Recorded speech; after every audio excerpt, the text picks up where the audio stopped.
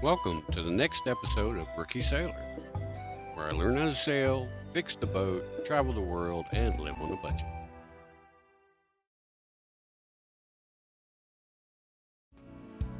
My search for a sailboat started on the web.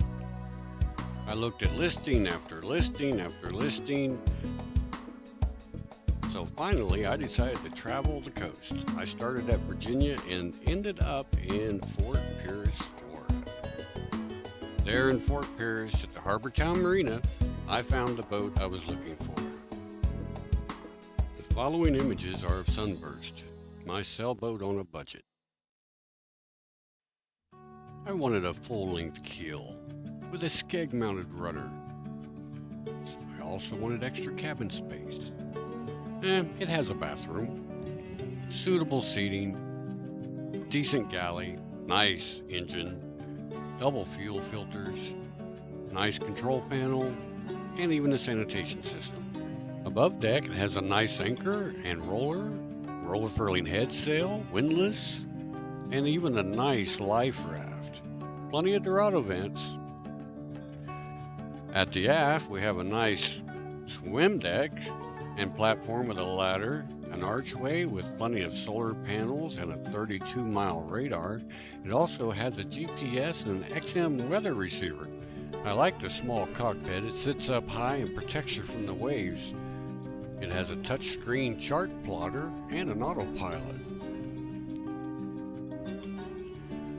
It also came with a few extras like a smart plug, a battery charger, a microwave, and even central heat and air.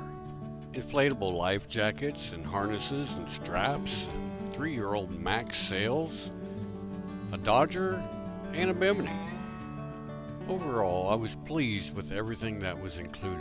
It appeared to be a solid vessel with hand-laid fiberglass hull in the full keel, very solid, dependable, and designed to cross oceans. I decided this was the boat I wanted. So now I had to pay for a survey, pay to have the boat, since it was on the hard, splashed into the water, and have a water trial.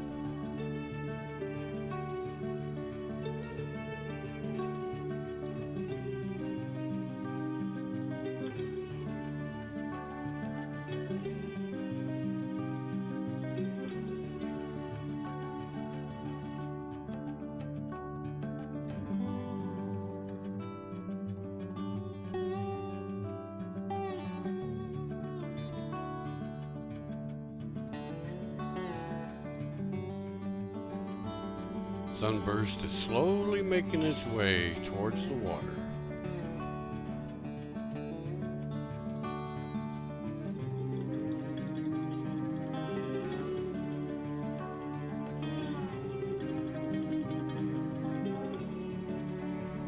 And here's the splash.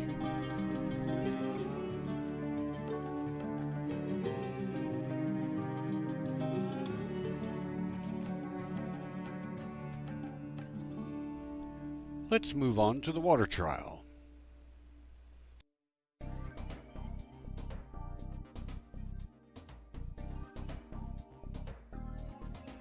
The water trial was actually a disappointment. I mean, you pay so much money to get it splashed into the water, and then you pay so much money to pick it back up out of the water, and then a separate fee to put the blocks underneath it to hold it when it's out on the hard. And it took so much time doing the splash and putting it back on the hard. And the captain that was hired to pilot the boat for the water trial, and the broker and the marina, everyone was concerned about the low tide. So we didn't have much time. We didn't even pull up the sails. They did have time to put the sails on the boat so that I could see that the sails were in great shape, and then they took them back down because when it's stored on the hard, they can't have the sails attached. But the water trial consisted of motoring out of the marina, out of the inlet of the marina to the turning basin, turned around and headed right back in. We didn't even get it out of the Fort Pierce Inlet. We didn't even get it into the ocean to handle any waves. And I was really disappointed with the whole affair. But I still wanted the boat, and I could look at things good enough myself that I determined that I still would like to purchase it.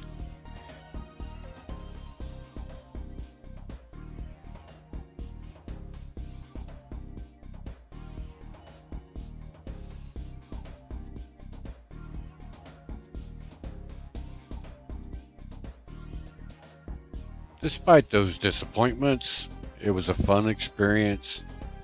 I loved the boat, and I had a great thrill that day. I'm finally the owner of a sailboat. After all my search, looking through all the listings, and looking at many marinas and boarding many vessels, I am thrilled to own Sunburst, a 35-foot Chris Craft Caribbean 35 that length overall is about 42 foot.